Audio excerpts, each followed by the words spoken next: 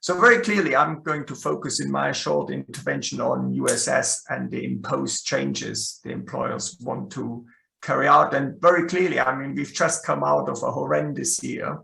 We are all tired. Yeah, last year during the pandemic, the kind of extra workload we were expected to perform and we did perform was enormous. So clearly no one at this stage would like to engage again in industrial action. And if we are moving in this direction, then it is because employers are going to impose their action on us. Yeah, it's the actions by the employers which force us to take these steps. And I'm going to talk about USS and why I think we need to show a strong stand here if we want to retain a proper pension in this sector. So I want to start off, let's have a look back into the 2018 USS dispute. What was at stake back then? So the employers at that time wanted to abolish the defined benefits element of USS. And defined benefits means that we know exactly the kind of pension we will receive upon retirement. Yeah, the benefits are defined. From our point of view as employees, that is the most important aspect. And the employers, however, they wanted to move the whole scheme onto a defined contributions model. And in that model, all what would be defined is what we have to pay into it. There would be no guarantees about what we would get at the end. It would all depend on the international financial markets. And of course, from an employer's point of view, this is ideal. Yeah, all the risk in a defined contributions model is put onto us as employees. But of course, from our point of view, we can't have that. And back then, in 2018, we engaged in widespread industrial action across the sector, and we did succeed in forcing the employers into abandoning their proposals. That was a massive victory in 2018, and we need to remember that when we look ahead of what is required. And the defined benefits element, as a result of our actions, was maintained for salaries of up to circa £60,000 a year. So a massive victory in 2018, and the importance that we did retain this defined benefits element up to £60,000. Now, again, USS comes, the employers, UUK, come again back to us and ask for further cuts. Yeah. At the moment, our pension grows by 1/75 of the salary for every year that we work. UUK wants to cut that to 1/85, which implies in itself a cut by about 12%. Massive. Every pound we earn up to almost 60,000, as I just mentioned, adds to the secured defined benefit element of our pension. This time, UUK realizes that they can't just abandon completely defined benefits, but they propose to cut that element back to 40,000. And I think the trajectory of travel is really clear here. Yeah? Ultimately, what management wants is to eliminate this defined benefits element altogether. This is just one further step along this route. Inflation can't erode at the moment the buying power of our pension unless it exceeds 5%.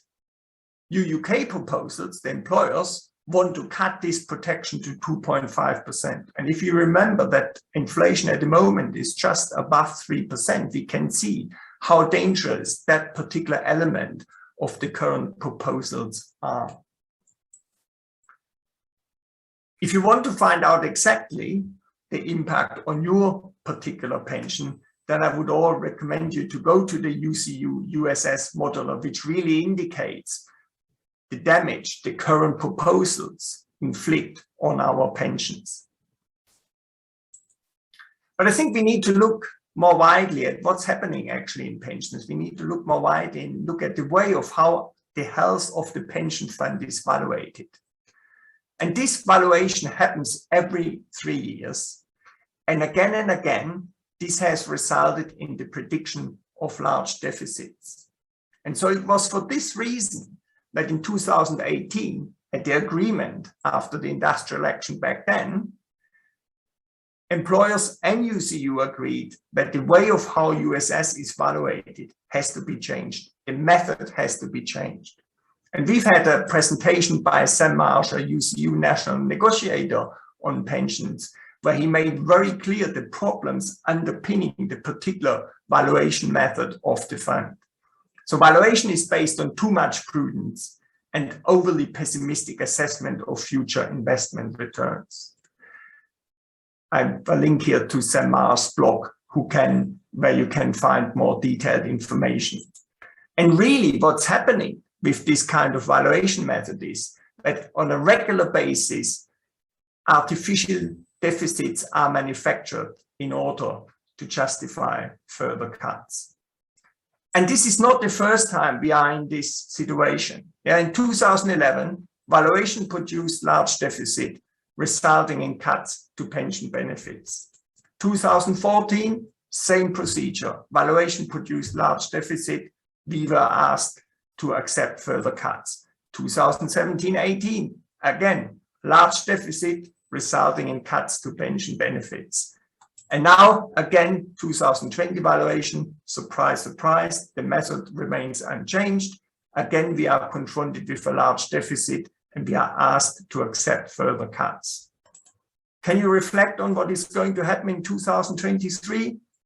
What guarantee would we have that even if we accepted the current cuts, what guarantees would we have that in 2 years' time, employers would not yet again come back to us and ask for further cuts? Because again, we have this large deficit resulting from the valuation. There are fundamental problems. The employers, together with the managers of the USS fund, are running the fund against the wall.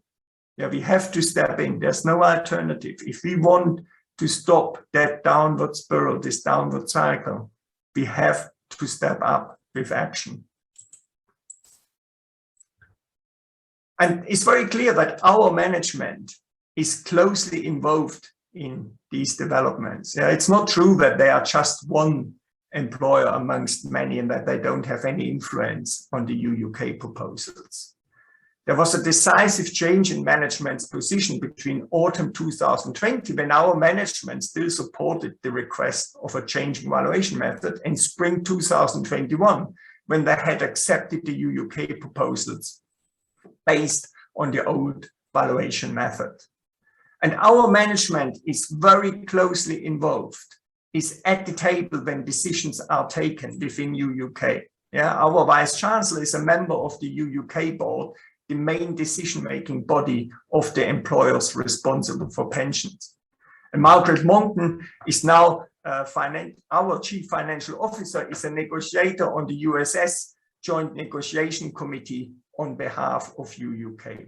Our management from here at Nottingham sits at the table when these cuts are being decided, when they decide to impose that on staff members across higher education in the UK. So really, I would appeal to everyone that in 2018, we demonstrated that industrial action can convince, in inverted commas, employers to change their course.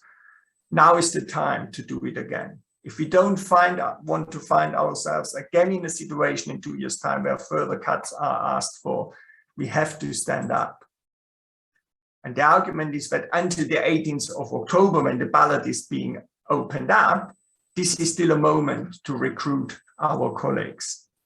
So it's important that we talk to each other at the workplace, but you try and convince colleagues to join the union, because the more members we have, the more powerful our signal can be vis-à-vis management.